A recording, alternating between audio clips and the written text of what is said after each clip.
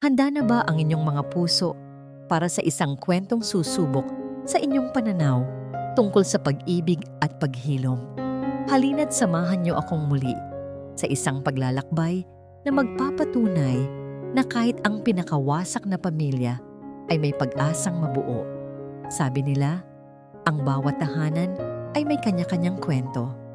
Ngunit paano kung ang isang tahanan na sa labas ay tila isang palasyo, ay isa palang kulungan ng mga pusong sugatan? Ito ang kwento ng isang pag-asang darating sa anyo ng isang babaeng hindi basta-basta sumusuko.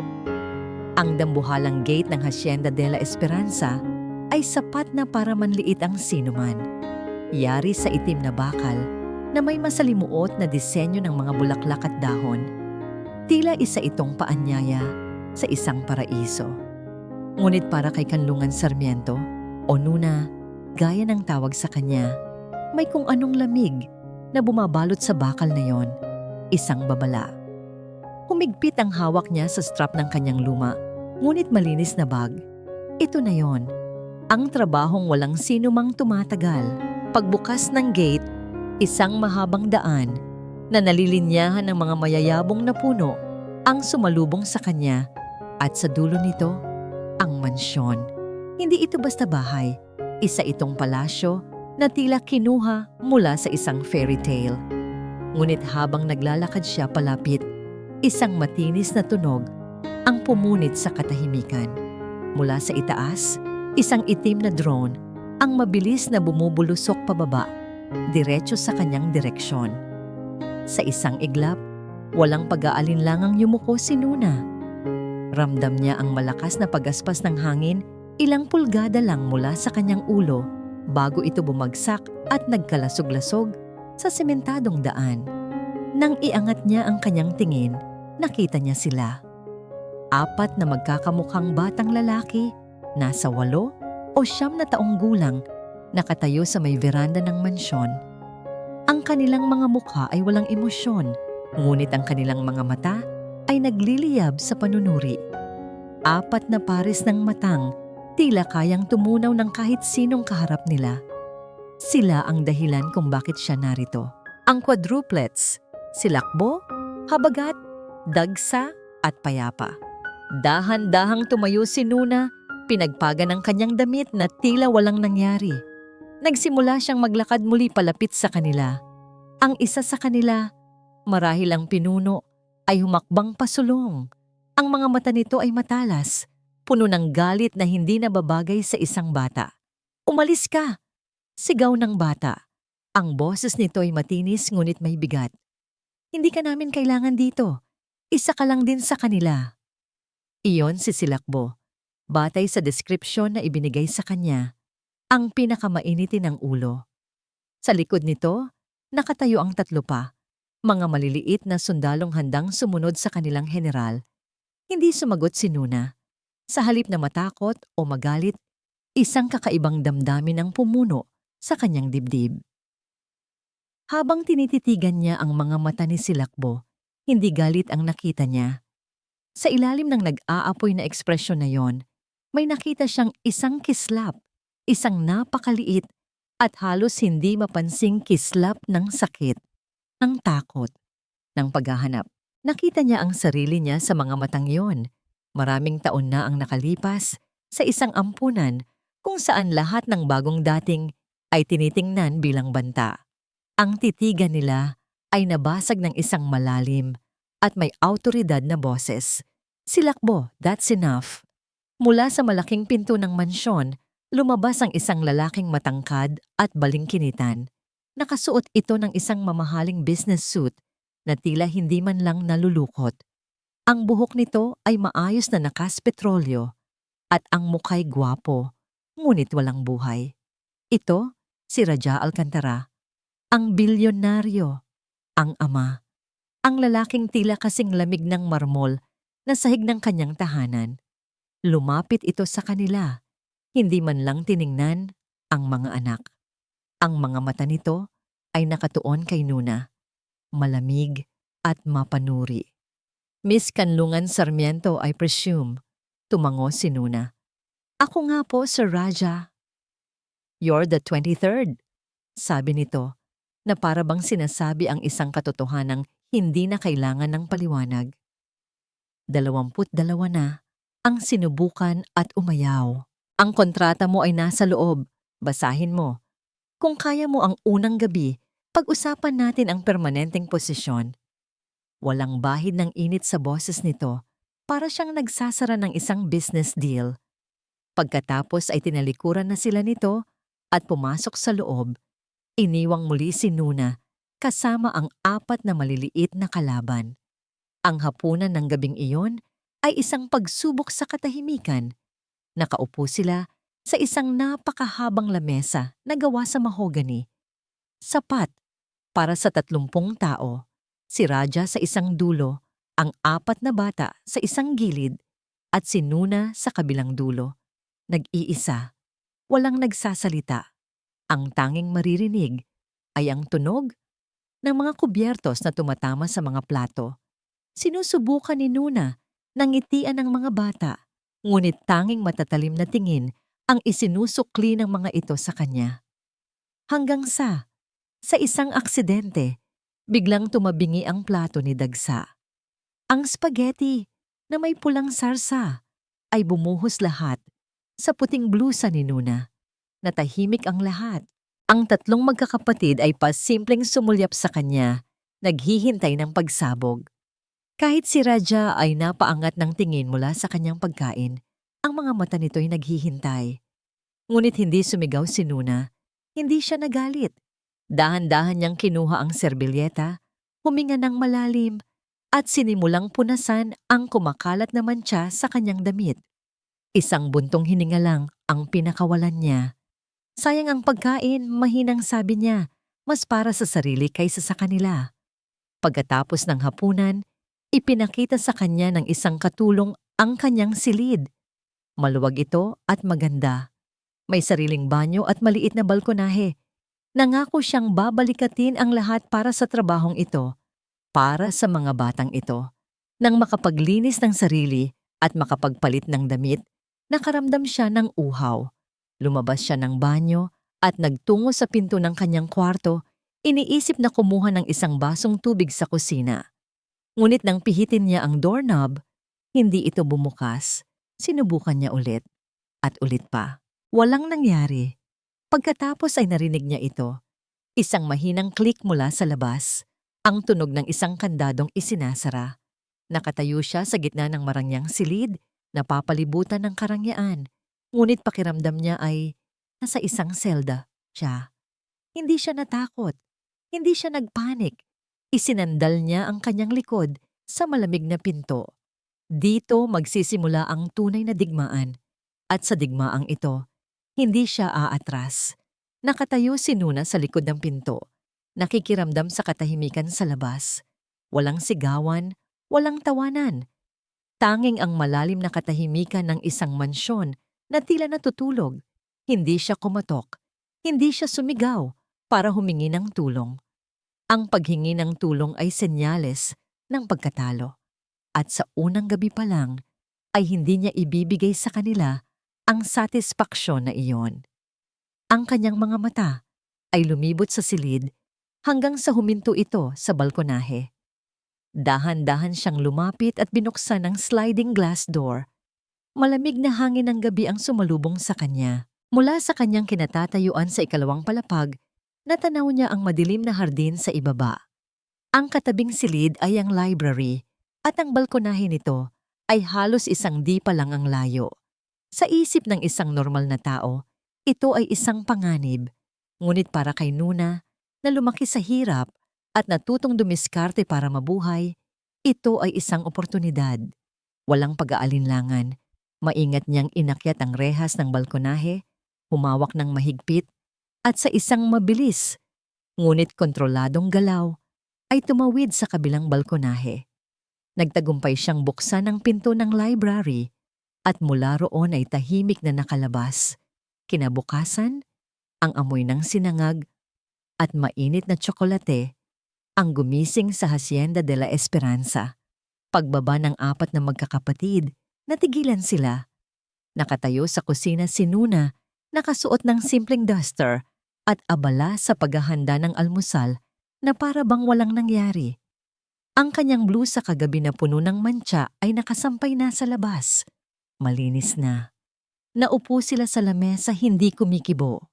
Ang kanilang mga mata ay puno ng pagtataka at bahagyang inis. Inaasahan nila ang isang babaeng galit, isang babaeng sumisigaw, o mas mabuti, isang babaeng wala na doon. Ngunit ang babaeng nasa harap nila ay kalmado at may maliit na ngiti pa sa kanyang mga labi. Magandang umaga, bati ni Nuna. Inilalapag ang isang platong puno ng pandesal sa gitna ng lamesa. Kumain na kayo. Nagkatinginan ang magkakapatid. Ito ang unang bala ni Nuna sa kanilang digmaan, ang nakabibinging katahimikan. Hindi nila tinikman ang almusal. Pagkatapos ng ilang minuto, sabay-sabay silang tumayo at naglakad patungo sa library. Sumunod lang ng tingin si Nuna. Alam niyang may kasunod pa ito. Pagkalipas ng isang oras, pinuntahan niya ang library. Ang tanawing bumungad sa kanya ay sapat na para magduro ang puso ng sinumang nagmamahal sa mga aklat. Ang mga pahina ay pinunit, ang mga pabalat ay tinanggal, at ang mga libro ay nakakalat sa sahig na parang mga basurang walang halaga. Ito ay isang malinaw na mensahe ng pagkawasak. Muli, hindi siya sumigaw. Huminga siya ng malalim, kumuha ng isang maliit na upuan, at naupo sa gitna ng kalat. Kumuha siya ng isang sirang libro, isang bote ng pandikit, at isang roll ng tape. At doon, sa gitna ng kaguluhan, sinimulan niyang buuin ang mga ito. Isa-isang pinagdikit ang mga punit na pahina. Isa-isang inayos ang mga nalukot na pabalat. Buong araw siyang nasa ganoong posisyon. Ang apat na bata ay pabalik-balik. Sumisilip mula sa siwang ng pinto. Nagtataka sa kanyang ginagawa. Ang kanilang mga utak ay hindi maarok kung bakit hindi siya nagagalit. Ang kanilang mga dating yaya ay magsisimula ng maghisterya sa ganitong sitwasyon. Ngunit si Nuna patuloy lang sa kanyang tahimik na pag-aayos. Sa isang sulok ng mansyon, sa kanyang opisina, nakatutok si Raja Alcantara sa mga monitor ng security camera. Kitang-kita niya ang lahat, ang paninira sa library, ang hindi matinag na reaksyon ni Nuna. Napakunot ang kanyang noo. Ang babaeng ito ay isang palaisipan, isang anomalya. Ang pagiging kalmado nito ay mas nakakabahala kaysa sa anumang sigaw. Hapon na nang mangyari ang hindi inaasahan. Habang naglalaro sa hardin, nadapa si Payapa, ang pinakatahimik at pinakasensitibo sa magkakapatid. Sumubsob ang kanyang tuhod sa ilang matutulis na bato. Isang maliit, ngunit malalim na sugat ang bumungad at agad itong dinuguan. Sa unang pagkakataon, isang tunay na iyak ng sakit ang narinig sa hasyenda. Agad na lumabas si Nuna, dala ang isang first aid kit. Ang tatlo pang kapatid ay nakatayo lang sa malayo, hindi alam ang gagawin. Lumuhod si Nuna sa harap ni Payapa. Patingin ako, mahinahon niyang sabi. Umiiling si Payapa, nanginginig sa takot at sakit. Masakit. Hindi siya pinilit ni Nuna. Naupo lang siya sa damuhan sa tabi nito at nagsimulang kumanta. Isang luma at halos limot ng oyayi, isang awit na kinakanta sa kanya sa ampunan kapag siya'y nalulungkot. Ang kanyang boses ay mahina at malambing. Tulog na. Bunso, ang mga bituin. Bantay sa iyong paghimbing. Dahan-dahang tumahan si Payapa sa pag-iyak. Tumingala siya kay Nuna. Ang kanyang mga matay bilog at puno ng luha, ngunit ngayon ay may bahid na ng pag-uusisa. Dahan-dahan niyang inilahad ang kanyang sugatang tuhod. Nang may lubos na pag-iingat, nilinis ni Nuna ang sugat at nilagyan ito ng benda. Walang sermon, walang tanong na bakit hindi ka nag-iingat. Tanging ang marahang haplos at ang malambing na himig ng kanyang kanta. Nang gabing iyon, bago matulog, may isang bagay na nag-iba, isang maliit na pagbabago. Paglabas ni Nuna mula sa banyo, may napansin siyang isang bagay sa sahig, sa tapat ng kanyang pinto. Isang maliit na puting bulaklak damo, marahil ay pinitas mula sa hardin. Yumuko siya para damputin ito. Alam niya kung kanino ito galing. Isang maliit na ngiti ang sumilay sa kanyang mga labi. Ito ang unang senyales, ang unang bitak sa pader na kanilang itinayo. Ngunit nang iangat niya ang kanyang tingin mula sa dulo ng pasilyo, nakita niya si Silakbo.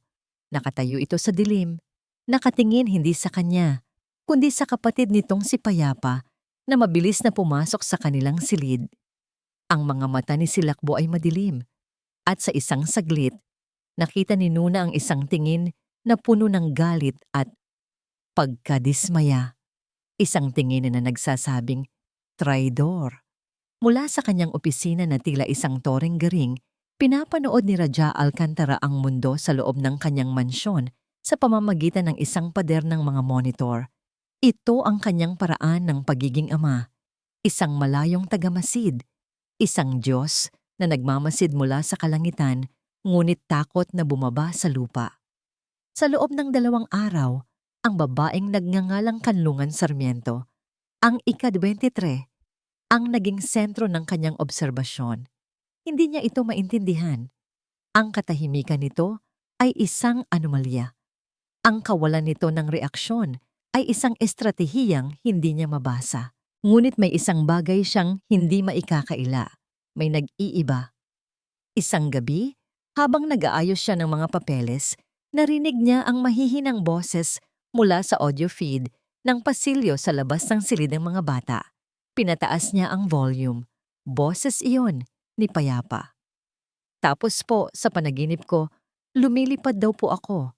Maran na kwento ng bata. Hawak ko po yung kamay ng isang malaking agila. Sumagot ang isang malambing na boses. Si Nuna. Talaga? At saan ka dinala ng agila? Sa ibabaw po ng mga ulap, sagot ni Payapa. At sa boses nito, may kislap ng excitement na matagal nang hindi naririnig ni Raja. Kitang-kita ko po ang buong mundo, Nuna. Ang ganda-ganda po. Napabitaw si Raja sa hawak niyang ballpen.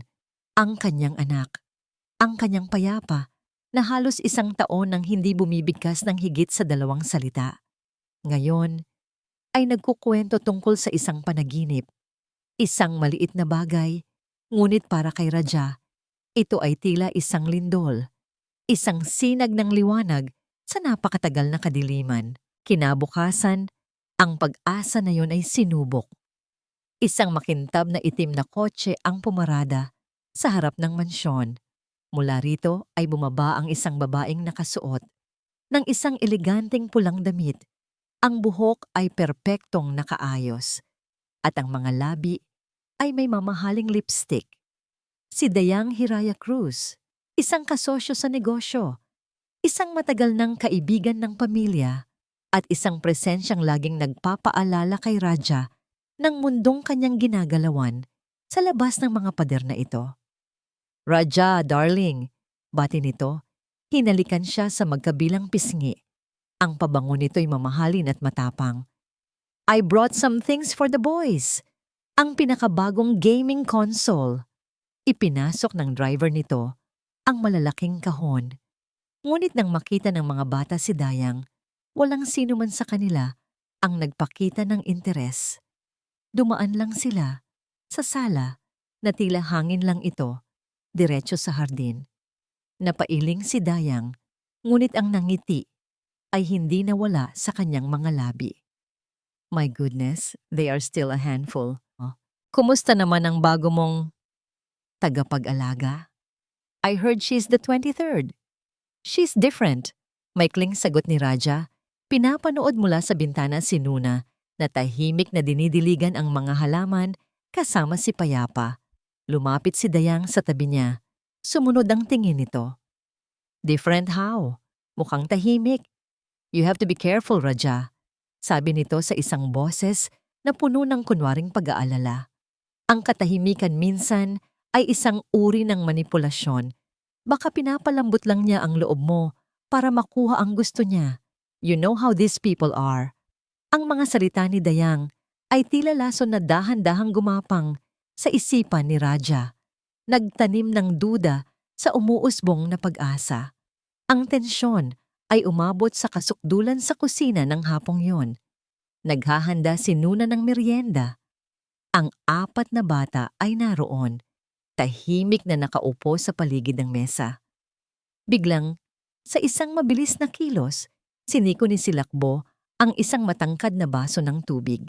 Nagkalat ang tubig sa sahig at ang baso ay nabasag sa libu-libong piraso. Agad na napalingon si Raja. Nakararating lang. Ang kanyang muka ay agad na dumilim. Ang unang instinct niya ay ang magalit. Silakbo! Ano na naman? Ako po ang nakabasag, sir. Naputo lang sasabihin ni Raja. Lahat sila ay napatingin kay Nuna. Nakatayo ito roon. Kalmado. Nakatingin diretso sa kanyang mga mata. Pasensya na po. Dadaan po sana ako. Hindi ko napansin ang baso. Ako na po ang magliligpit. Isang kasinungalingan. Isang malinaw na kasinungalingan.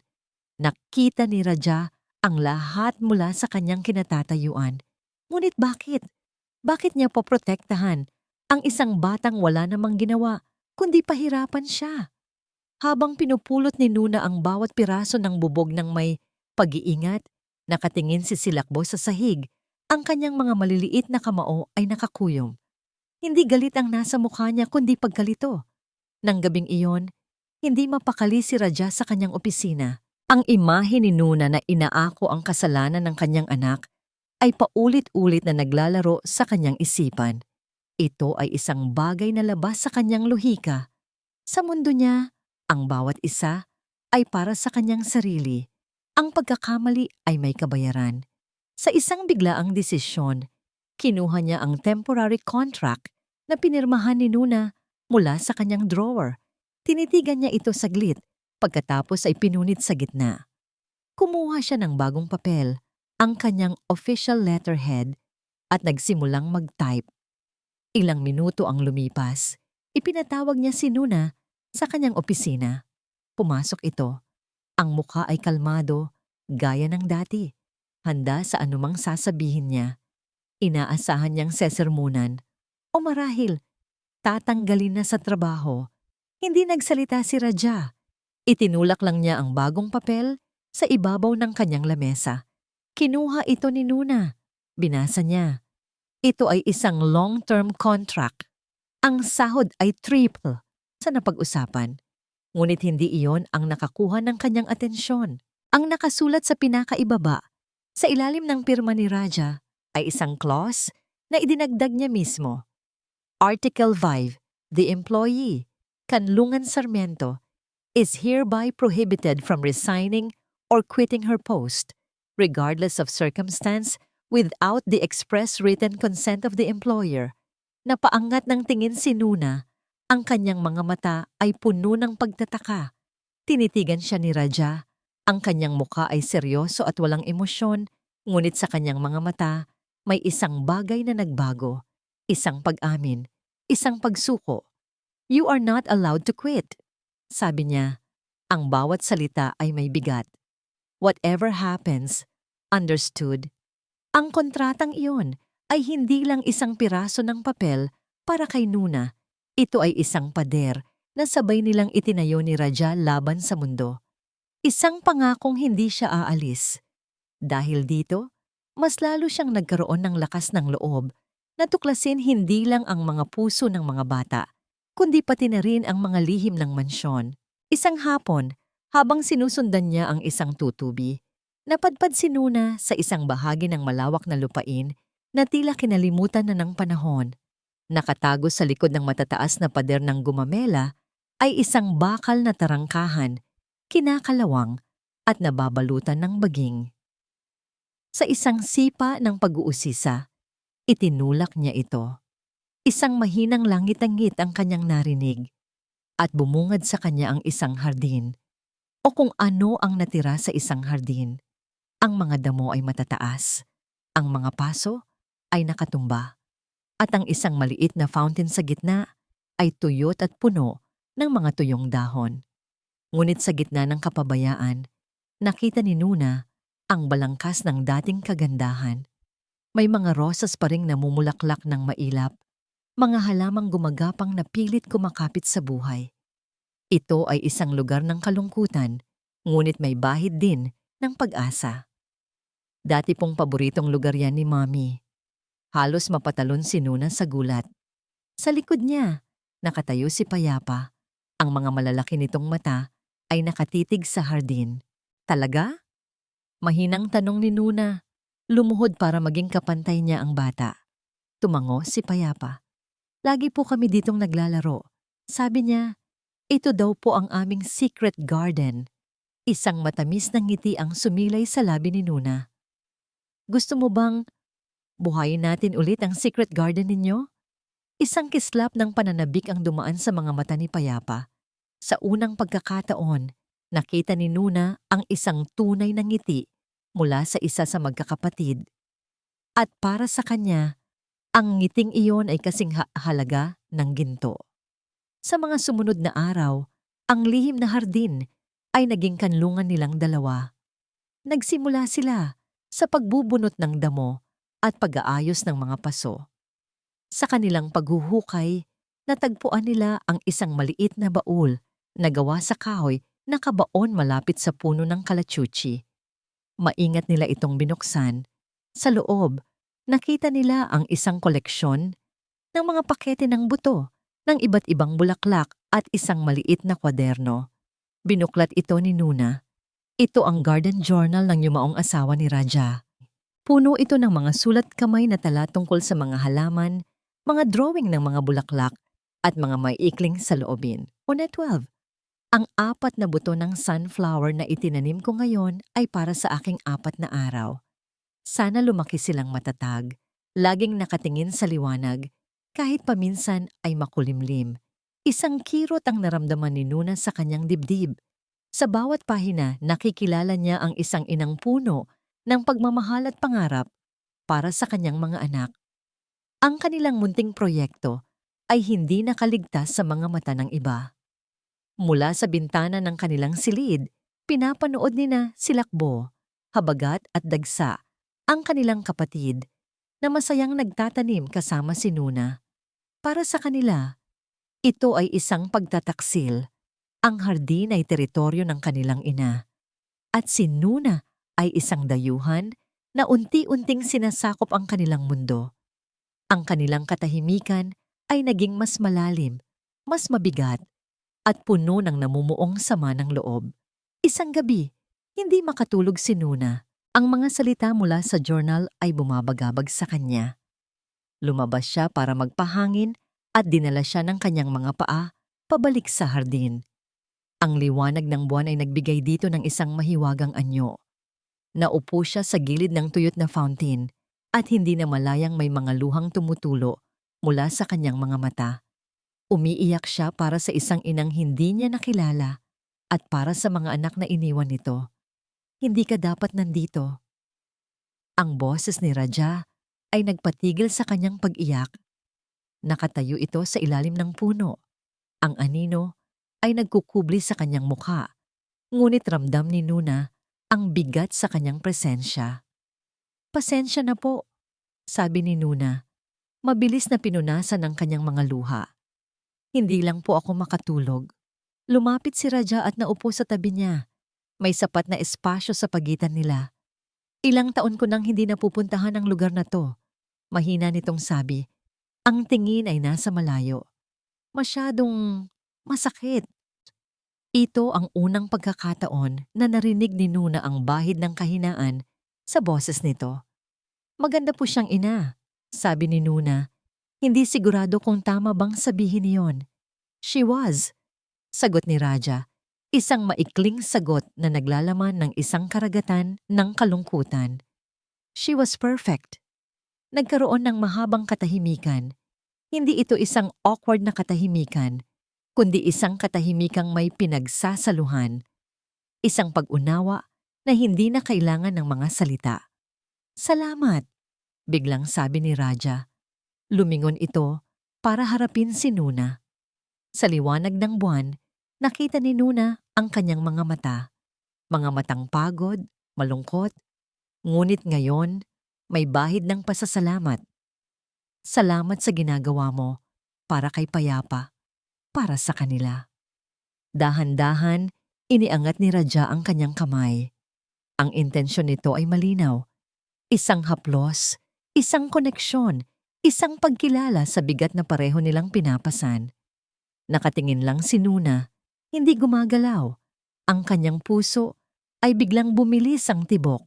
Ngunit bago pa man dumampi ang kanyang mga daliri sa kamay ni Nuna, biglang tumunog ang telepono ni Raja sa kanyang bulsa. Agad niyang binawi ang kanyang kamay na para bang napaso. Kinuha niya ang telepono at ang screen nito ay umilaw. Ipinapakita ang mukha ng isang magandang babae na nakangiti. Ang kanyang yumaong asawa, ang wallpaper ng kanyang telepono, ang sandali ay nabasag, ang mahika ay nawala. Tumayo si Raja. Biglang bumalik ang lamig sa kanyang tindig. "Gabi na. Magpahinga ka na," sabi nito. Ang boses ay formal na ulit. Bago mabilis na tumalikod at naglakad palayo, iniwan si Nuna na mag-isa sa ilalim ng buwan, kasama ang mga multo ng nakaraan at ang komplikadong tibok ng kanyang puso. Para kay Raja Alcantara, ang pag-asa ay isang dayuhang bisita, bihirang dumating at hindi nagtatagal.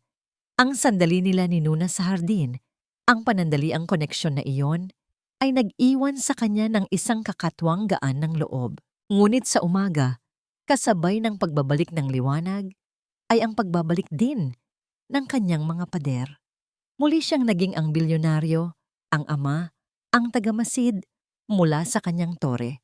Nasa gitna siya ng isang conference call, nakikipag-usap sa mga investor mula sa Tokyo, nang isang sigaw mula sa labas ang pumunit sa kanyang konsentrasyon. Hindi ito sigaw ng tuwa. Ito ay sigaw ng dalamhati.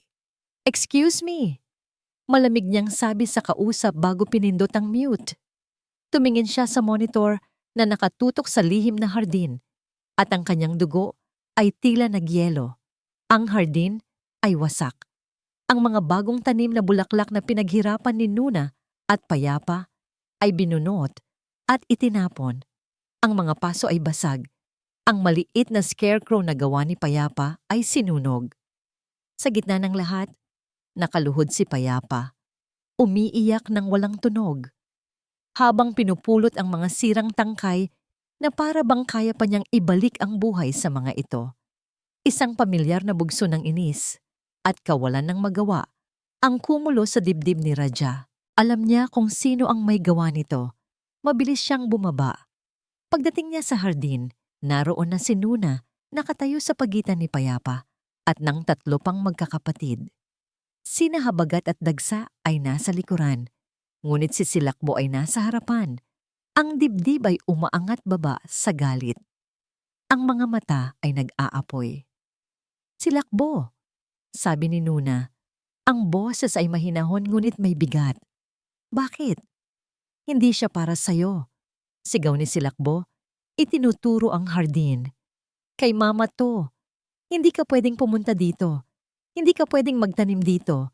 Hindi ka pwedeng maging masaya dito." Si Raja ay handa nang sumingit, handa nang gamitin ang kanyang awtoridad, ngunit may pumigil sa kanya. Ang paraan ng pagharap ni Nuna sa sitwasyon, hindi ito natinag. "Ang mami niyo ang nagsimula ng hardin na, to dahil gusto niyang maging masaya kayo dito," malumanay na paliwanag ni Nuna. "Gusto niyang makita kayong naglalaro sa gitna ng mga bulaklak." "Sinungaling!" Anggil ni Silakbo.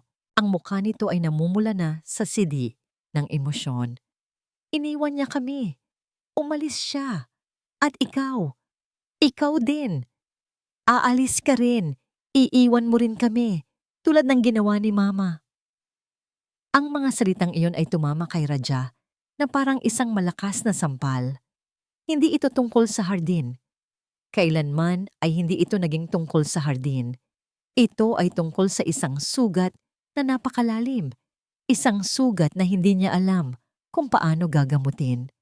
Sa pagkabigla ni Raja at maging nina Habagat at Dagsa, imbis na magalit, humakbang palapit si Nuna kay Silakbo. Ang bata ay umatras, handang tumakbo. Hindi, sabi ni Nuna. Ang kanyang boses ay nanginginig na ngayon, hindi sa galit, kundi sa isang emosyong hindi maipaliwanag ni Raja. Hindi ako aalis, silakbo. At sa harap nilang lahat, ginawa ni Nuna ang isang bagay na walang sino mangyaya ang nagtangkang gawin. Niyakap niya si Silakbo. Niyakap niya ang nagngangalit na bata. Sa una, nanigas si Silakbo. Lumalaban, tinutulak si Nuna palayo. Ngunit niyakap lang siya ni Nuna ng mas mahigpit. Hindi ako aalis. Bulong niya ulit. Sapat lang para marinig nilang lahat. Kahit anong gawin niyo, kahit anong itapon niyo sa akin, hindi ako aalis. Naramdaman ni Raja na para siyang nasasakal. Nakatingin siya sa eksena sa harap niya. Isang babaeng nag-aalok ng kanlungan sa gitna ng isang bagyo at isang batang sa wakas ay nagsimulang humikbi. Ang kanyang galit ay unti-unting natutunaw at napapalitan ng matagal ng kinikimkim na lungkot. At sa sandaling iyon, naramdaman ni Raja ang kanyang pagkabigo. Bilang isang ama, bilang isang lalaki, dapat ay siya ang gumagawa nito. Dapat ay siya ang yumayakap sa kanyang anak. Ngunit hindi niya alam kung paano. Ang alam lang niya ay mag-utos, magparusa, magbigay ng pera. Sa gitna ng kanyang pagkalito, nagring ang kanyang telepono. Reflex na sinagot niya ito nang hindi tinitingnan kung sino. Hello. Raja darling, it's Dayang. Sabi ng boses sa kabilang linya, malambing at tila nag-aalala. Napadaan lang ako. Nakita ko ang usok mula sa kalsada. Is everything all right? Ang boses ni Dayang ay tila galing sa ibang mundo. Isang mundong walang puwang sa bigat ng eksenang nagaganap sa harap niya. It's nothing. Mabilis na sagot ni Raja. Ang boses ay garalgal. The kids were just playing. Isang mahinang kasinungalingan. Oh, okay. Just checking in. Remember what I told you, darling. Kindness can be a weapon. Be careful. Pagkatapos ng tawag, ibinaba ni Raja ang telepono, ngunit ang mga salita ni Dayang ay umaling-awngaw sa kanyang tainga, nagdaragdag ng lason sa kanyang naguguluhang isipan. Sa hardin, ang pag-iyak ni Silakbo ay humina na. Ngunit bigla, tila natauhan, itinulak nito si Nuna ng buong lakas. Huwag mo akong hawakan. Sigaw nito. Ang muka ay basang-basa ng luha. At sa isang iglap, tumalikod ito at tumakbo. Tumakbo ito papalabas ng hardin, papalayo sa mansyon, papalayo sa kanila. Silakbo! Sigaw ni Nuna. Silakbo! Bumalik ka dito! Sigaw ni Raja. Sa wakas ay nakakilos, ngunit huli na ang lahat. Ang bata ay naglaho na sa kakahuyan na nakapalibot sa hasyenda. Naiwan silang lahat. Si Nuna na may bakas ng sakit sa mukha. Si Payapa na nanginginig pa rin. Si Nahabagat at Dagsa na natigilan sa takot. At si Raja, nakatayo sa gitna ng winasak na hardin, pakiramdam ay siya ang pinakawalang silbing tao sa buong mundo. Ang pag-asa kaninang umaga ay ganap ng naglaho, napalitan ng dalisay na takot. Ang kanyang anak ay nawawala. Ang pagkataranta ay isang mabangis na hayop. Mabilis itong kumalat sa buong hasyenda de la Esperanza. Sinasakmal ang bawat isa. Agad na ipinag-utos ni Raja sa lahat ng security personnel na halughugin ang buong lupain. Ang mga katulong ay nagsisigawan, nagtatawagan ng pangalan ni Silakbo. Ang tatlo pang bata ay dinala sa loob ng bahay. Ang kanilang mga mukha ay maputla dahil sa takot. Sa gitna ng kaguluhan, si Nuna lang ang nanatiling may kakaibang kalma. Hindi ito ang kalma ng kawalan ng pakialam, kundi ang kalma ng isang taong nakatutok sa isang layunin. Isinara niya ang kanyang mga mata at pilit na inalala ang bawat kwento, bawat bulong, bawat detalye na narinig niya mula kay Payapa sa kanilang mga araw sa hardin. May secret place po kami ni Kuya Silakbo. Naalala niyang sinabi ng bata. Doon po kami nagtatago kapag malungkot si Papa. Isang lumang treehouse. Sa bandang likuran ng property, malapit sa batis, hindi na siya nagpaalam. Habang ang lahat ay abala sa paghahanap sa timog na bahagi ng lupain, tahimik siyang naglakad patungo sa hilaga. Sinundan ng isang halos hindi na makitang landas na natatabunan na ng mga damo.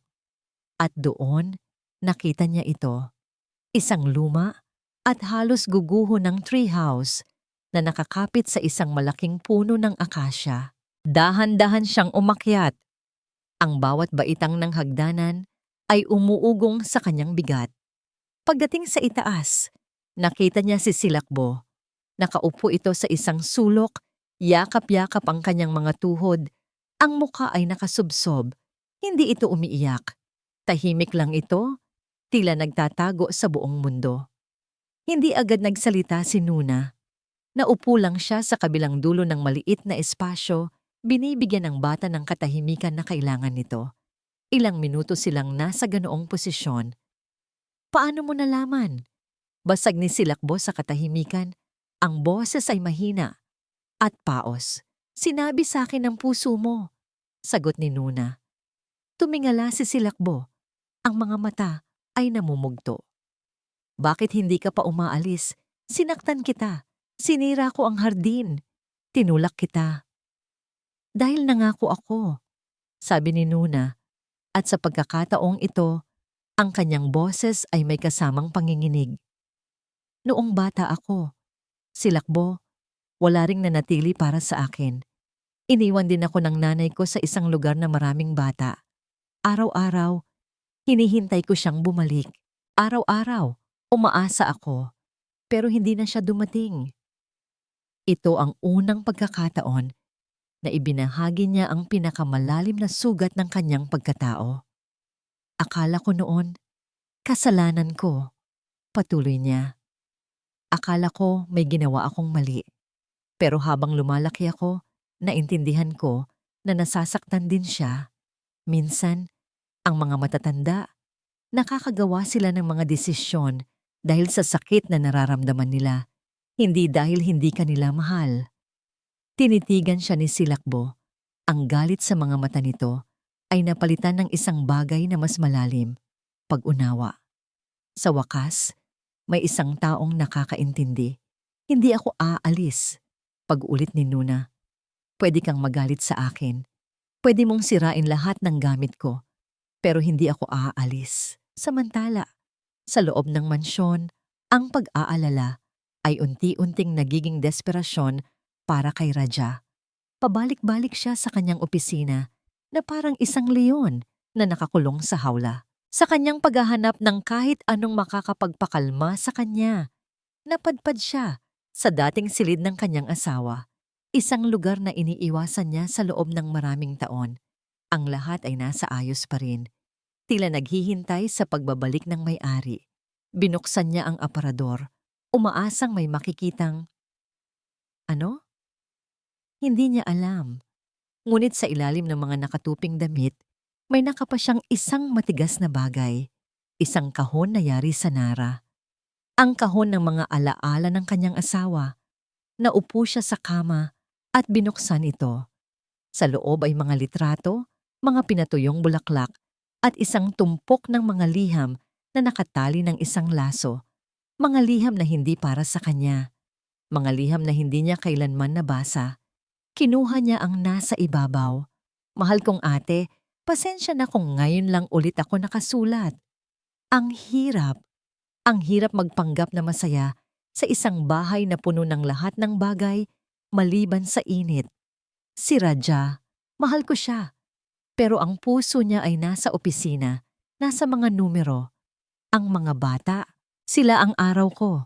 Pero minsan, pakiramdam ko ay buwan ako na mag-isang umiikot sa kanila, habang ang mundo nila ay umiikot sa isang amang hindi nila maabot.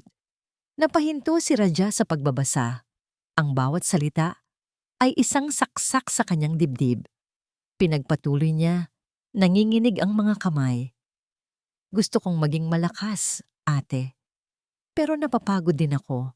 Sana nandito ka. Sana hindi naging ganito ang lahat sa atin.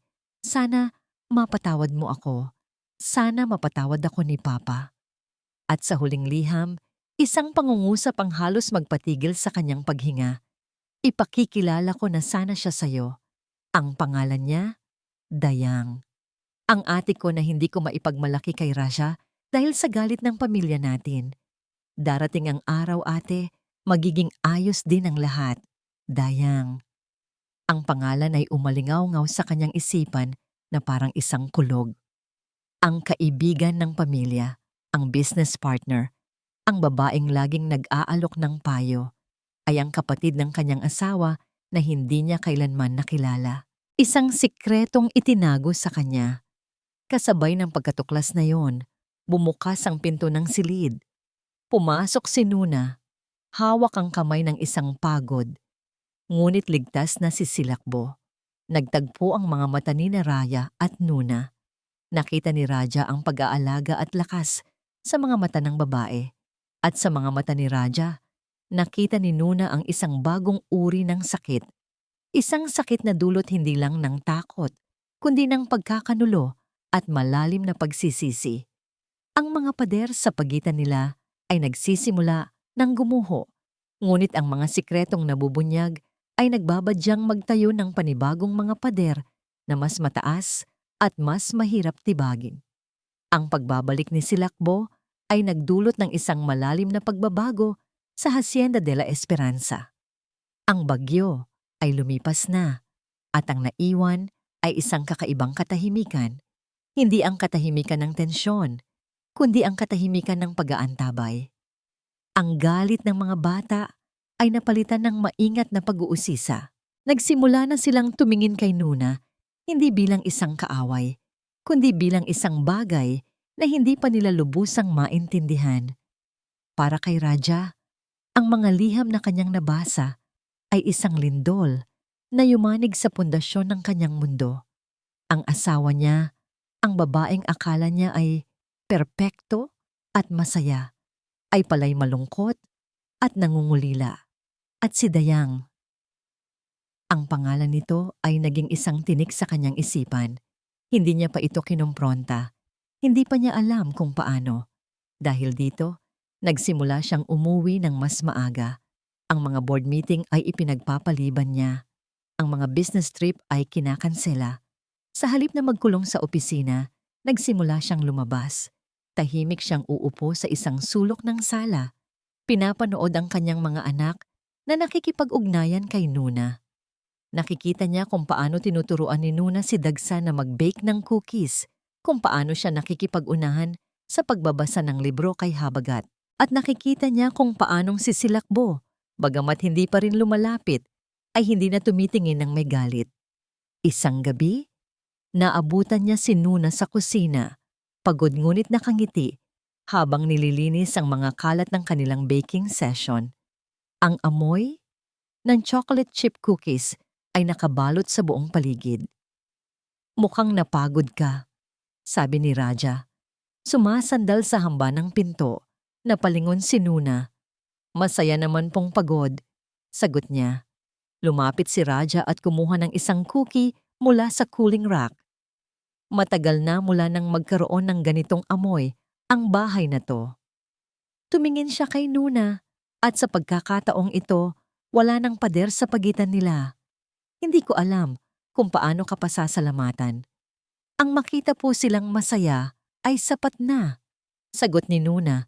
Ang kanyang mga mata ay nagningning sa ilalim ng ilaw ng kusina. Isang bagay ang humila kay Raja palapit. Ang pagod sa mga mata ni Nuna, ang bahid ng harina sa kanyang pisngi, ang sinseridad sa kanyang ngiti. Bago pa niya mapigilan ang sarili, iniangat niya ang kanyang kamay at dahan-dahang pinunasan ng harina sa pisngi nito. Ang kanyang mga daliri ay dumampi sa malambot nitong balat. Napatigil si Nuna. Napatigil din si Raja. Ang kanilang mga mata ay nagtagpo. Ang hangin ay tila naging makapal. Ang tanging maririnig ay ang mahinang ugong ng refrigerator at ang malakas na kabog ng kanilang mga dibdib. Dahan-dahan, inilapit ni Raja ang kanyang mukha. at si Nuna ay hindi umatras. Ngunit ang sandali ay muling nabasag, hindi ng isang tawag sa telepono, kundi ng pagdating ng isang bisita. Surprise! Ang masayang boses ni Dayang ay pumunit sa kanilang bula ng katahimikan. Nakatayo ito sa pasukan ng kusina. May dalang isang mamahaling bote ng alak. Ang nangiti ay kasing lapad ng dati. Ngunit ang mga mata nito ay matalas at nakita nito ang lahat. Agad na lumayo si Raja kay Nuna na para bang napaso. Dayang, anong ginagawa mo dito? Oh, I was just in the neighborhood. Naisip kong dalhan ka ng paborito mong red wine. Sabi nito, lumalapit at inilalagay ang bote sa mesa. At sino itong masipag nating kasama? Nagbe-bake pa rin kahit gabi na. You must be exhausted, Hija. Ang tono ni Dayang ay matamis, ngunit may lasong hindi maitatago. Si Nuna ay yumukulang bilang paggalang at tahimik na nagpaalam na aakyat na. Kinabukasan, habang si Raja ay nasa isang mahalagang meeting sa syudad, muling dumating si Dayang sa mansyon. Ngunit sa pagkakataong ito, hindi si Raja ang sadya niya. Naabutan niya ang mga bata na naglalaro sa malaking hagdanan ng mansyon. "Hello, boys!" Masayang bati niya. "Where's Nuna?" "Nasa hardin po," sagot ni Payapa. Ngumiti si Dayang. "Alam nyo, I bet Dagsa, ikaw ang pinakamalakas at pinakamatapang sa inyong lahat. Tingnan mo ang mga braso mo, oh. Kaya mo sigurong umakyat kahit saan." Si Dagsa, na laging naghahanap ng atensyon at pagkilala, ay agad na nagmalaki. "Kaya ko pong umakyat hanggang sa dulo ng hagdan nang hindi humahawak sa handrail." "Wow, talaga?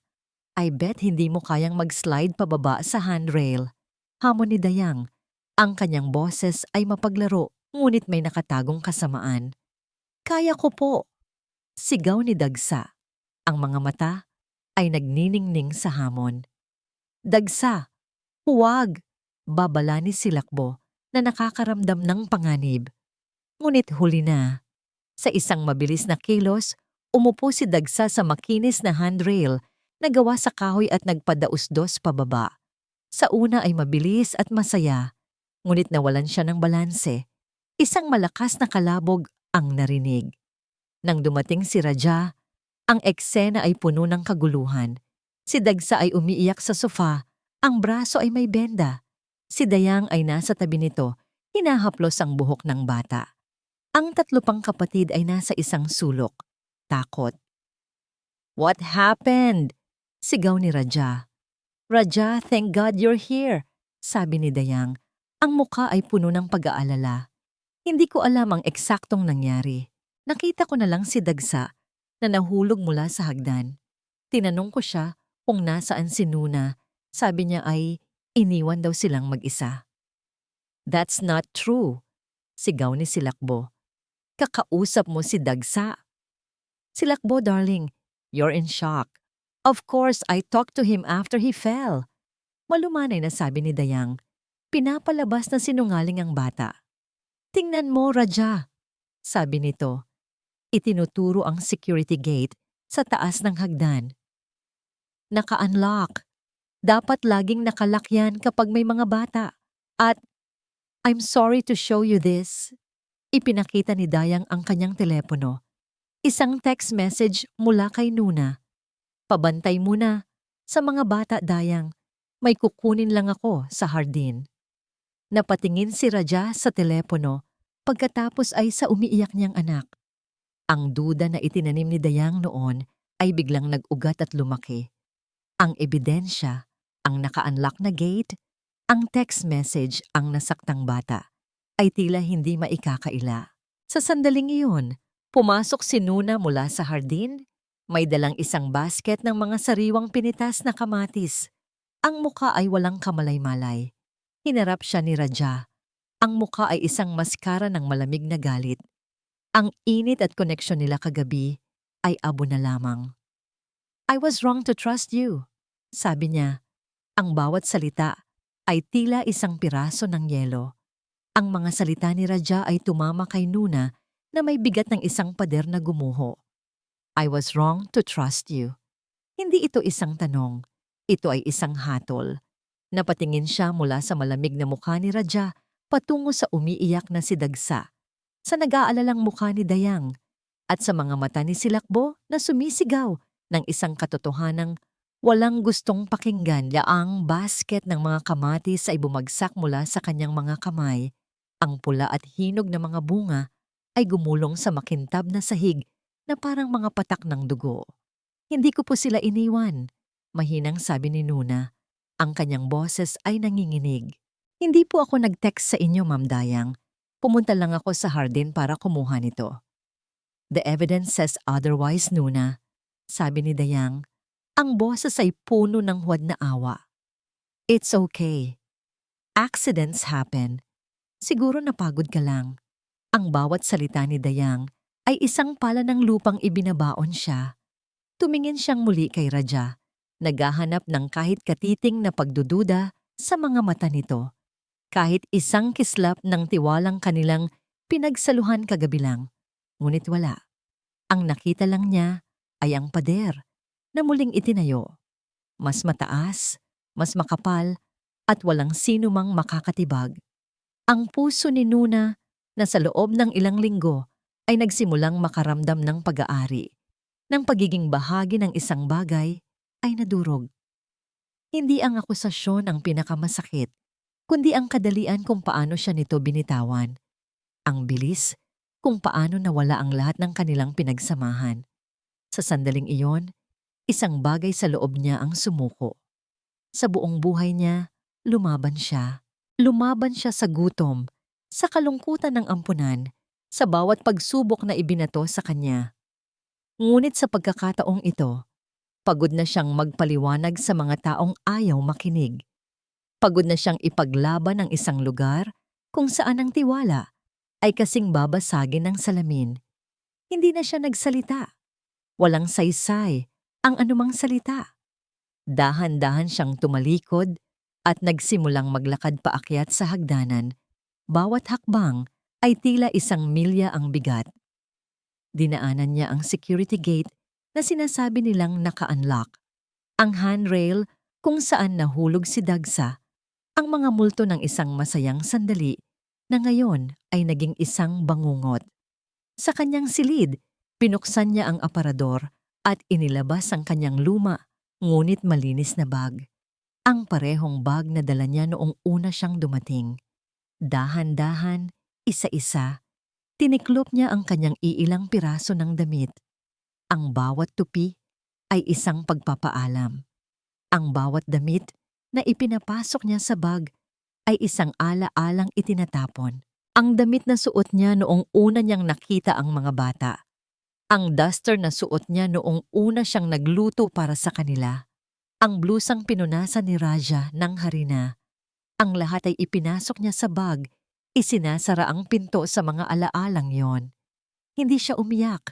Ang sakit na nararamdaman niya ay mas malalim pa kaysa sa mga luha. Ito ay isang pamamanhid. Isang pamilyar na pakiramdam ng pag-iisa na matagal na niyang kinalimutan. At ngayon ay nagbabalik na may kasamang bagsik. Sa ibaba, si Raja ay nakaupo sa kanyang opisina. Isang baso ng whiskey ang nasa kanyang kamay.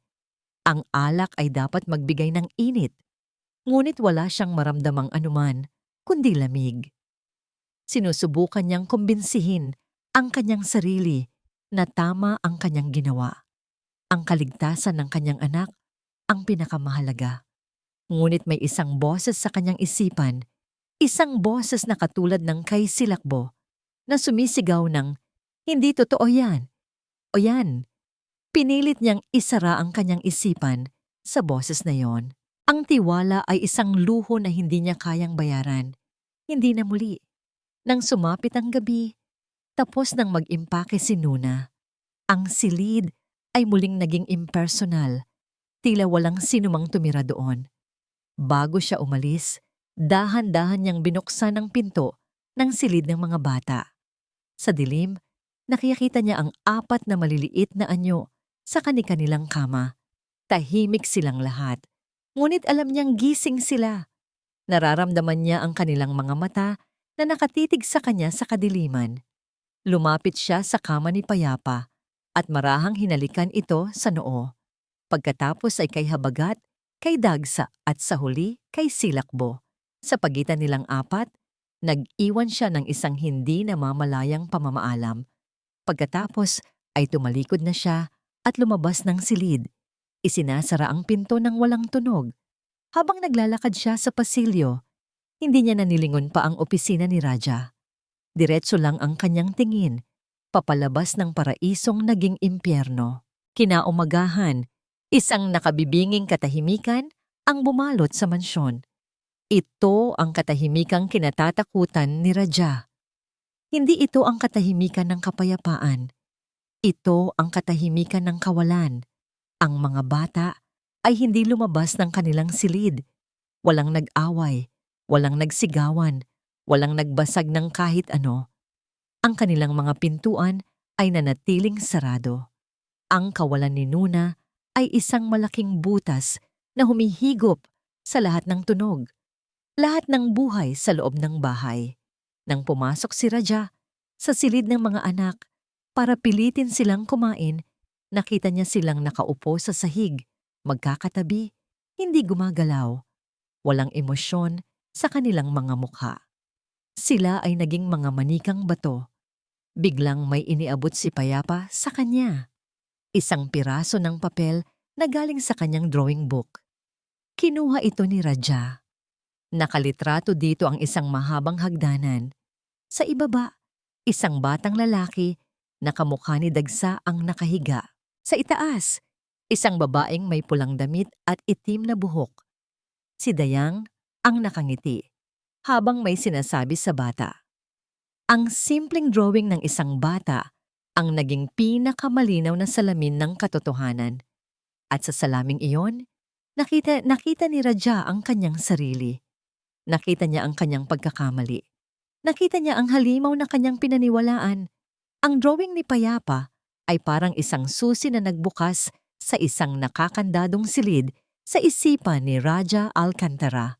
Habang tinititigan niya ang mga uling at krayola sa papel, ang lahat ng piraso ng palaisipan ay biglang nagkabit-kabit. Ang mga babala ni Silakbo, ang biglaang pagdating ni Dayang, ang peking text message, ang lahat ay bumalik sa kanya na may bigat ng isang rumaragasang tren. Isang nakakabinging pagsisisi ang bumalot sa kanya. Halos hindi siya makahinga. Hawak-hawak pa rin ang drawing, tumakbo siya papunta sa kanyang opisina. Ang puso niya ay kumakaripas. Iniwan niya ang kanyang mga anak na sa unang pagkakataon ay nagpakita ng reaksyon.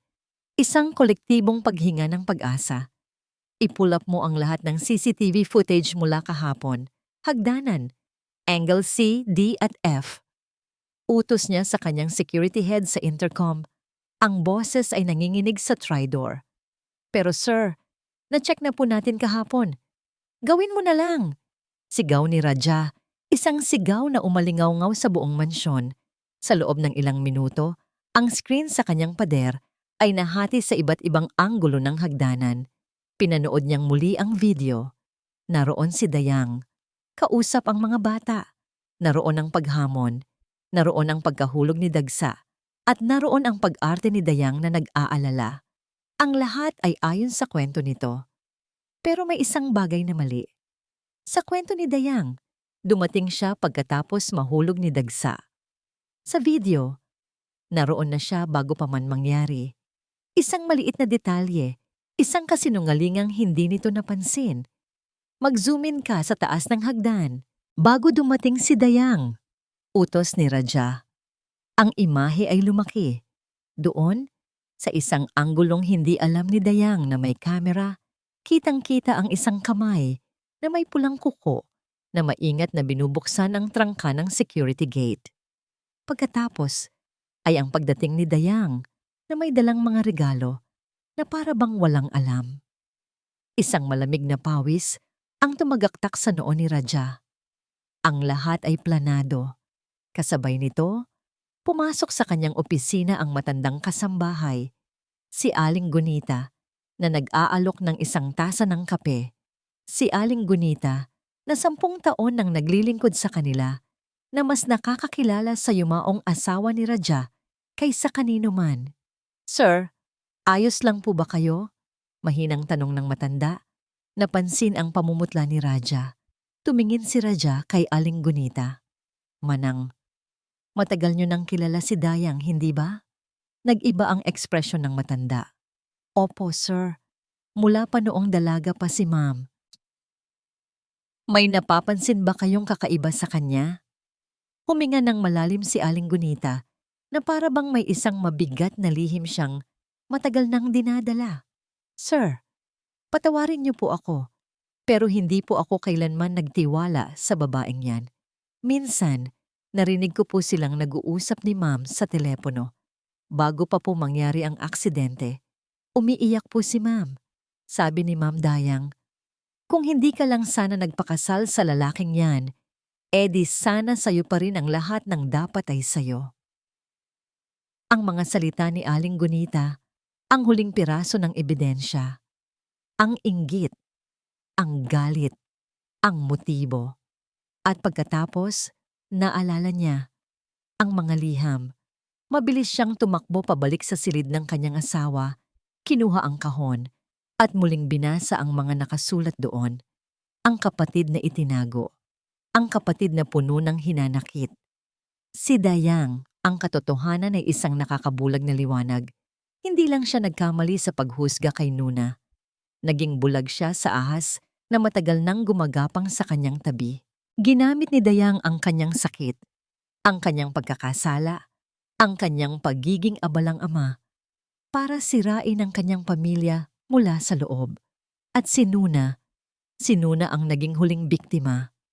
Isang nag-uumapaw na galit at determinasyon ang pumalit sa kanyang pagsisisi. Kailangan niyang itama ang kanyang pagkakamali. Kailangan niyang bawiin si Nuna. Kinuha niya ang susi ng kanyang kotse at tumakbo palabas. Hindi niya alam kung saan hahanapin si Nuna. Wala siyang address, wala siyang numero. Ngunit may isang lugar sa kanyang isipan. Ang kwento ni Nuna kay Silakbo sa treehouse na narinig niya mula sa audio recording. Ang ampunan. Nagmaneho siya na parang isang baliw, sinusuong ang trapik ng Maynila. Ang bawat pulang ilaw ay isang pagsubok sa kanyang pasensya. Ang bawat minuto ay tila isang oras. Nang sa wakas ay marating niya ang address ng Bahay Pag-asa Orphanage, isang luma, ngunit malinis na gusali sa isang tahimik na kalye, nakaramdam siya ng kaba. Dahan-dahan siyang bumaba ng kotse. Mula sa bintana, nakita niya ang isang grupo ng mga bata na masayang naglalaro sa isang maliit na palaruan. At sa gitna nila, nakaupo sa isang duyan, ay isang pamilyar na figura. Itinutulak niya ang isang maliit na batang babae, isang malungkot, ngunit payapang nangiti ang nasa kanyang mga labi.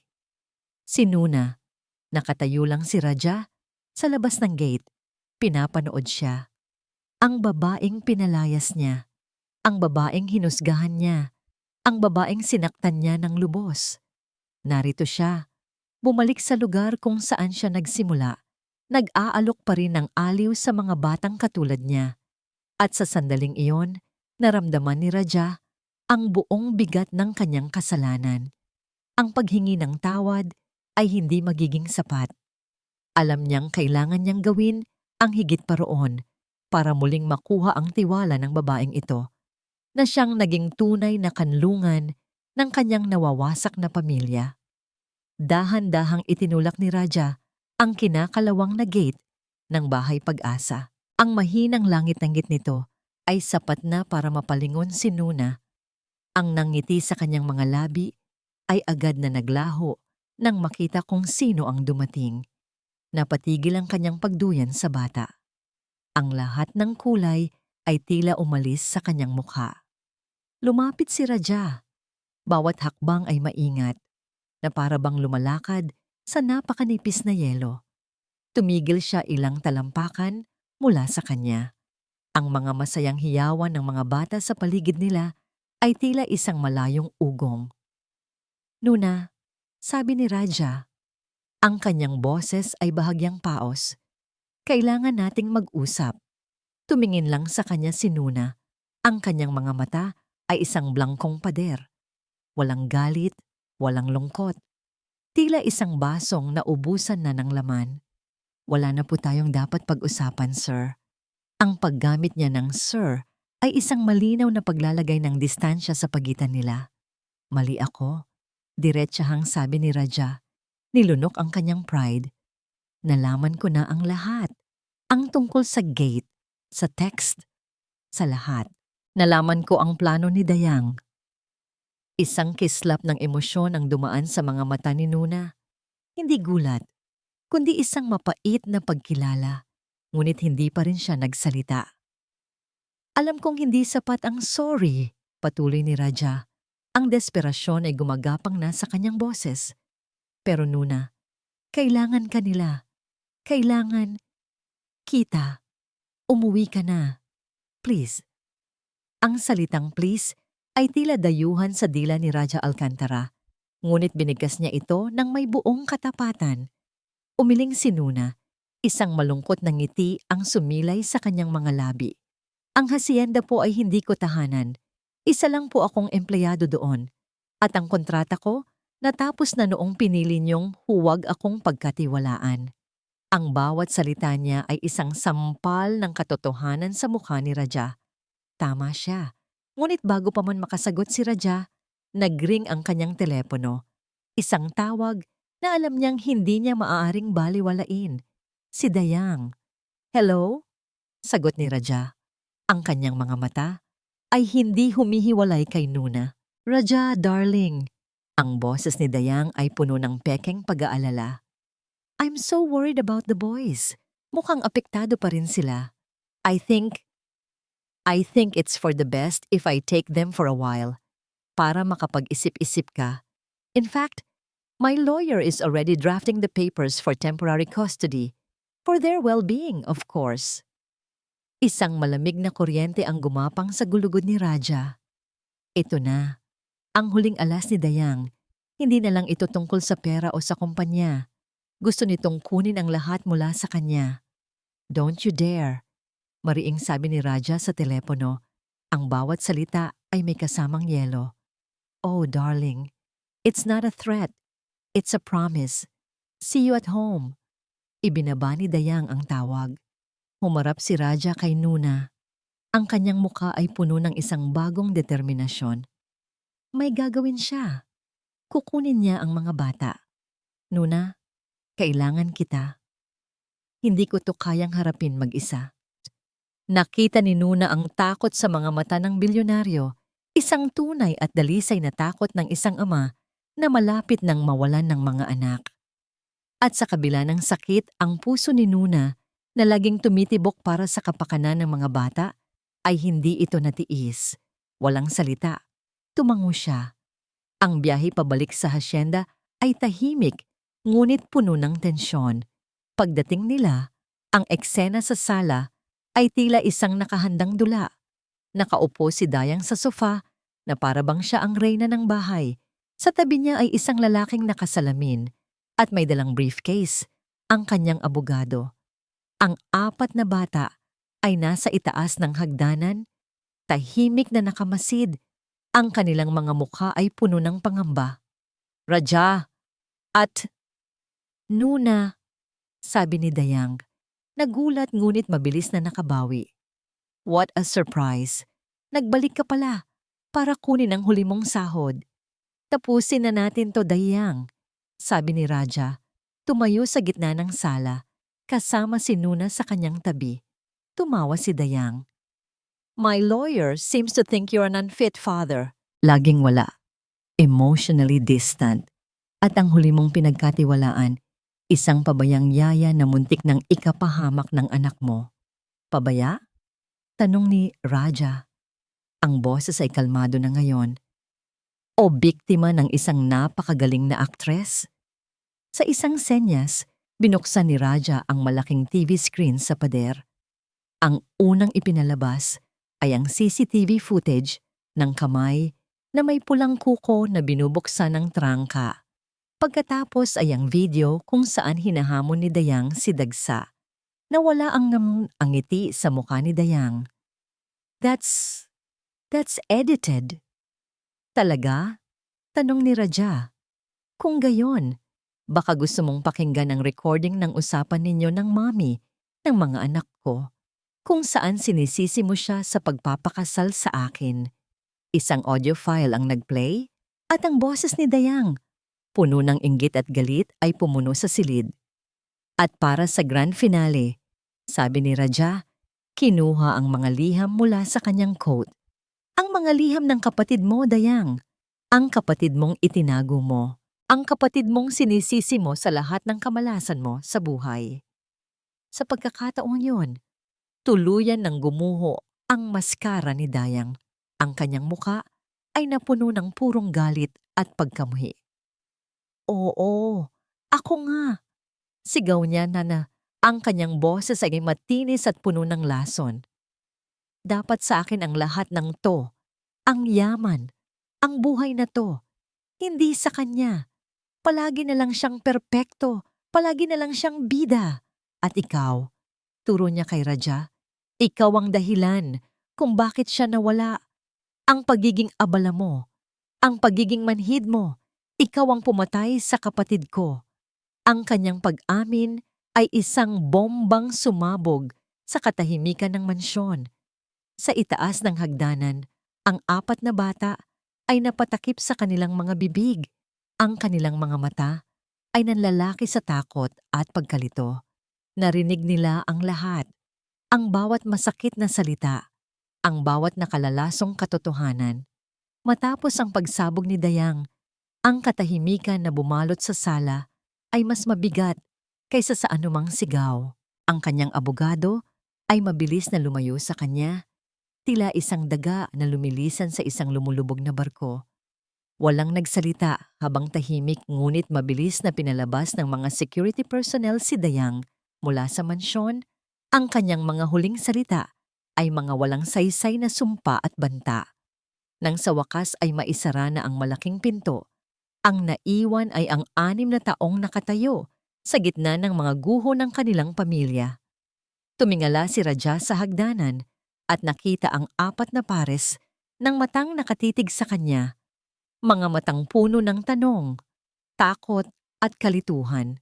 Ang salitang, "Ikaw ang pumatay sa kapatid ko," na binitiwan ni Dayang ay nanatiling nakabitin sa hangin, isang lason na kailangan niyang alisin. Dito magsisimula ang tunay na paghilom, hindi sa pagpapaalis sa kaaway, kundi sa pagharap sa mga sugat na iniwan nito. "Mga anak," sabi ni Raja, ang kanyang boses ay marahan, "halika kayo dito, maupo tayo." Dahan-dahang bumaba ang 4 na bata na para bang mga usa na lumalapit sa isang hindi pamilyar na hayop. Naupo sila sa sofa, magkakatabi. Si Nuna ay nanatili sa isang sulok, nagbibigay sa kanila ng espasyo, ngunit ang kanyang presensya ay isang tahimik na suporta. Naupo si Raja sa isang silya sa harap nila. Ito ang pinakamahirap na pag-uusap na kakaharapin niya sa buong buhay niya. Mas mahirap pa sa anumang corporate takeover o board meeting. Ang mga sinabi ni Tita Dayang ninyo, panimula niya huminga ng malalim. May isang bagay doon na totoo. Napatingin sa kanya ang mga bata, lalo na si Silakbo na may bahid ng pagdududa. Totoo na bago na aksidente ang mami ninyo. Patuloy ni Raja, ang bawat salita ay isang pakikibaka. Nag-away kami. Isang malaking away. Galit siya sa akin dahil palagi akong nasa trabaho. Galit siya dahil pakiramdam niya ay mag-isa lang siya. At galit ako dahil hindi ko maintindihan kung ano pa ang gusto niya. Ibinibigay ko na ang lahat. Ang kanyang mga mata ay nagsimulang mamasa.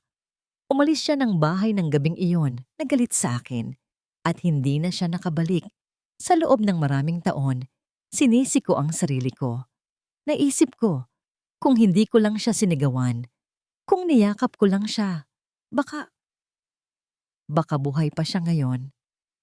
Ang pag-amin na yon, isang lihim na kinimkim niya sa loob ng napakatagal na panahon, ay sa wakas ay lumabas. Ito ay isang pag-amin hindi lang sa kanyang mga anak, kundi sa kanyang sarili. Hindi ko siya pinatay. Sabi niya, tinitingnan ang bawat isa sa kanila. Pero may kasalanan ako.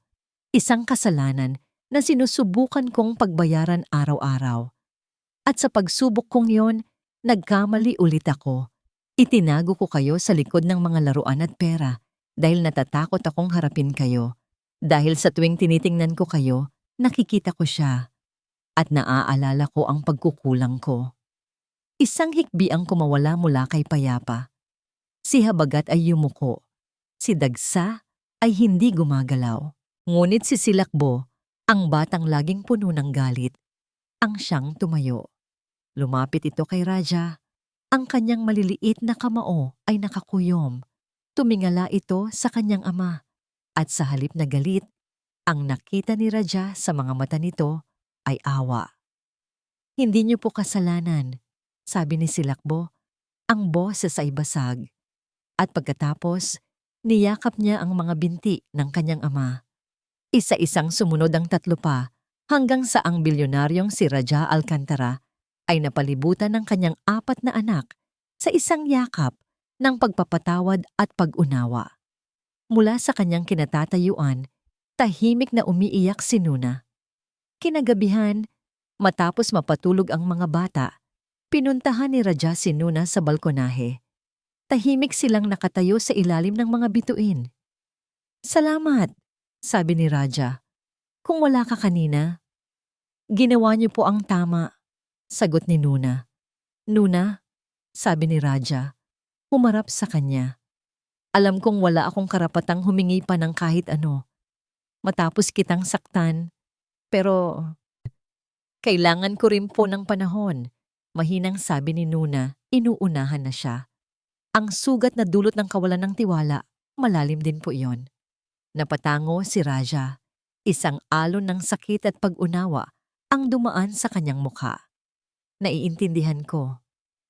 Akala niya ay iyon na, ang katapusan. Ngunit bago pa man siya makatalikod, may isang bagay na nangyari. Dahan-dahang bumukas ang pinto ng silid ng mga bata. 4 na maliliit na anino ang lumabas. Walang nagsalita. Sa kamay ni Silakbo, may dala itong isang maliit na paso. Sa loob nito ay isang bagong sibol na sunflower. Lumapit sila kay Nuna.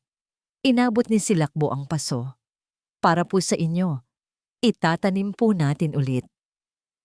Ang simpleng alay na iyon, ang maliit na halamang yon na simbolo ng bagong pag-asa, ang siyang tuluyang tumibag sa natitirang pader sa puso ni Nuna.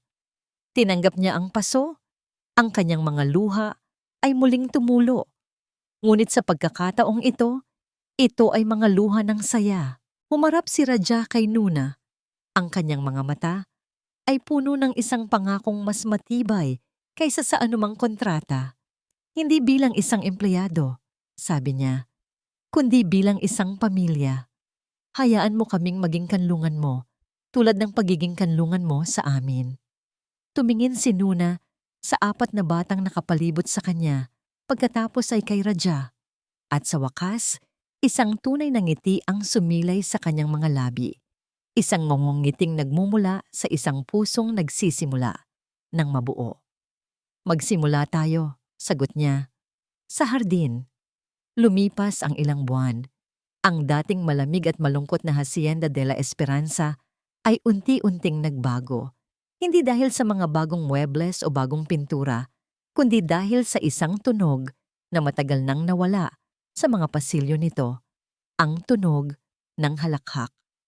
Ang lihim na hardin na dating simbolo ng kalungkutan at pagkawasak ay ngayon puno na ng buhay at kulay. Ang mga sunflower ay matatayog na nakatingin sa araw. Ang mga rosas ay namumukadkad sa iba't ibang kulay. At ang fountain sa gitna ay muling umaawit sa daloy ng malinis na tubig. Isang hapon ng Sabado, ang 6 na miyembro ng pamilya Alcantara ay naroroon. Abala sa pag-aalaga ng kanilang hardin. Hindi na sila isang amo at isang yaya na may 4 na alaga. Sila ay isang pamilya. Si Raja, na nakasuot ng simpleng t-shirt at shorts, ay naghuhukay ng lupa. Tinuturuan si Dagsa kung paano magtanim ng mga bagong buto. Ang enerhiya ni Dagsa, na dati ginagamit sa paninira, ay ngayon nakatuon na sa pag-aalaga. Si Habagat, ang batang laging tahimik, ay nakaupo sa ilalim ng puno. Binabasahan ng kwento si Payapa at paminsan-minsan ay ngumingiti. Si Silakbo naman ay abala sa pagdidilig ng mga halaman kasama si Nuna. Mas kalmado na siya ngayon. Ang bagsik sa kanyang mga mata ay napalitan ng isang mapayapang kislap. Lumapit siya kay Nuna, may dalang isang pulang rosas. Para po sa inyo, mahina niyang sabi. Sorry po ulit sa... Dati, ngumiti si Nuna at tinanggap ang bulaklak, hinaplos ang buhok ng bata. Matagal na kitang pinatawad si Lakbo.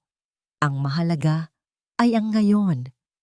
Mula sa kanyang kinatatayuan, pinapanood ni Raja ang eksena. Ang kanyang puso ay napuno ng isang uri ng kaligayahang hindi kayang bilhin ng lahat ng pera niya sa mundo. Lumapit siya kay Nuna na ngayon ay inaayos ang isang gumagapang na halaman. Mukhang masaya sila, sabi ni Raja. Masaya tayong lahat. Pagtatama ni Nuna, lumingon ito sa kanya na may ngiti. May kinuha si Raja mula sa kanyang bulsa. Hindi ito isang singsing, hindi pa. Ito ay isang luma at kakaibang susi na may disenyong araw. Ano to? Tanong ni Nuna. Ito ang susi sa front gate, paliwanag ni Raja. Hindi ang susi na ibinibigay sa mga empleyado para makapasok. Ito ang master key, ang susi ng may-ari ng bahay. Tinitigan ni Nuna ang susi.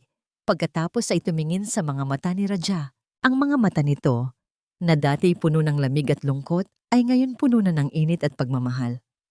Ang Hacienda de la Esperanza ay nangangahulugang Hacienda of Hope. Sabi ni Raja, ang boses ay puno ng emosyon. Pero sa loob ng maraming taon, ito ay naging hacienda ng kawalan. Ikaw ang nagbalik ng pag-asa sa lugar na to, Nuna. Ikaw ang nagbalik ng pag-asa sa amin. Ikaw ang naging tahanan namin. Dahan-dahan niyang inilagay ang susi sa palad ni Nuna at isinara ang mga daliri nito. Hindi na kita papakawalan pa. Hindi na muli. Sa pagkakataong ito, walang mga pader, walang mga multo ng nakaraan, walang mga pag-aalinlangan. Tanging ang dalawang pusong natagpuan ang kanilang kanlungan sa isa't isa. Nang papalubog na ang araw, ang kulay kahel na sinag nito ay nagbigay ng ginintuang kulay sa buong hardin. Naupo silang anim sa bagong pinturang bench, magkakatabi. Si Payapa at Habagat ay nakasandal kay Nuna, habang si Dagsa at si Lakbo naman ay nakasandal kay Raja. Isinandal ni Nuna ang kanyang ulo sa balikat ni Raja, habang pinapanood nila ang papalubog na araw. Ang dating ika-23 tagapag-alaga ay hindi na isang dayuhan. Ang bilyonaryong nabubuhay sa Turinggaring ay sa wakas ay natutong bumaba. At ang 4 na batang minsay na wala sa bagyo ng kalungkutan ay natagpuan na ang kanilang kanlungan. Dito, sa gitna ng hardin na kanilang muling binuhay, sa ilalim ng papalubog na araw, ang pamilyang minsay wasak-wasak ay sa wakas ay buo na. Ang kanilang kwento ay isang patunay na ang tunay na paghilom ay hindi nangangahulugang paglimot sa nakaraan, kundi ang pagpiling magtanim ng bagong pag-asa sa lupaing minsan nang natuyo dahil sa kalungkutan. At dito nagtatapos ang ating kwento, mga minamahal naming tagapakinig. Isang paalala na ang pinakamalalim na sugat ay kayang hilumin, hindi ng pera o kapangyarihan, kundi ng isang pag-ibig na handang manatili, magtiwala at magpatawad. Ipinakita sa atin ni Nuna at ng pamilya Alcantara na ang tunay na tahanan ay hindi isang lugar, kundi isang pakiramdam ng pagiging ligtas sa piling ng mga taong pinipili kang mahalin sa kabila ng iyong mga pagkukulang. Maraming salamat po sa inyong walang sawang pagsubaybay at pakikinig. Sana po ay napulutan ninyo ng aral at inspirasyon ang kwento ng kanlungan ng mga puso. Ano po ang pinakapaborito ninyong bahagi? At anong uri naman ng kwento ang gusto ninyong marinig sa susunod? I-comment nyo lang po sa ibaba. Hindi dito nagtatapos ang ating paglalakbay. Marami pa pong kwentong kasing ganda at mas puno ng aral dito sa aming channel. Kung nagustuhan nyo ang kwentong ito, i-like, i-share sa pamilya at mga kaibigan at mag-subscribe na rin para lagi kayong updated sa mga susunod pa naming kwento.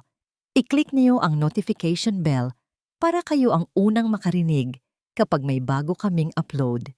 Pagpalain po kayo ng Panginoon, kayo at ang inyong buong pamilya. Hanggang sa muli.